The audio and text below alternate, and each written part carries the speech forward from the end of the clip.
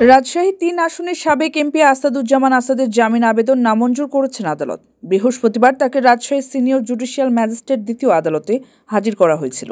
এই সময় আসাদের পক্ষে তার আইনজীবী জামিনের আবেদন করলে বিচারক মোহাম্মদ হাদিউজ্জামান তা নামঞ্জুর করেন। রাজশাহী জেলা পুলিশের আদালত পরিদর্শক মোহাম্মদ আমানুল্লাহ এ তথ্য নিশ্চিত করেছেন। তিনি বলেন, ছাত্র জনতার উপর হামলার ঘটনায় রাজশাহীর মোহনপুর থানায় করা একটি মামলার ধার্য তারিখ ছিল বৃহস্পতিবার।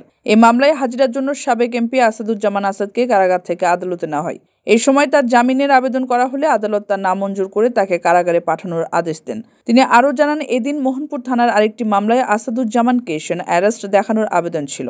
আদালত এই আবেদন মঞ্জুর করেছেন বলেও জানান তিনি। রাজশাহী জেলা আওয়ামী লীগের সাবেক সাধারণ সম্পাদক আসাদুজ্জামান আসাদ দ্বাদশ জাতীয় সংসদ নির্বাচনে প্রথমবারের মতো এমপি নির্বাচিত হয়েছিলেন। গত ৫ আগস্ট সরকার পতনের পর থেকে তিনি আত্মগোপনে ছিলেন।